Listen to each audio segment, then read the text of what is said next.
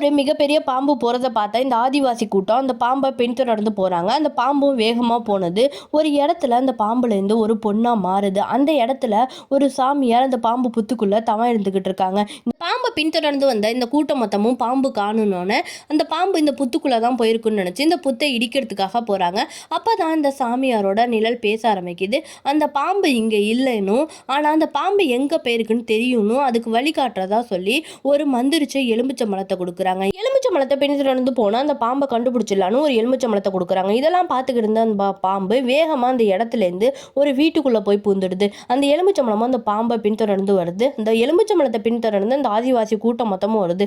அந்த இடத்தையும் கண்டுபிடிச்சி அந்த பாம்போட தடத்தை பார்த்துடுறாங்க. தடத்தை பார்த்தவங்க அந்த புத்துக்கிட்டையும் வந்துடுறாங்க. புத்துக்கிட்ட வந்தவங்க இங்கேதான் அந்த பாம்பு இருக்கு, அந்த இச்சாதாரி பாம்பு இருக்குன்னு சொல்லி அந்த புத்தை இடிக்க போறாங்க. அப்பதான் அந்த வீட்டில் உள்ள எல்லாரும் வந்துடுறாங்க.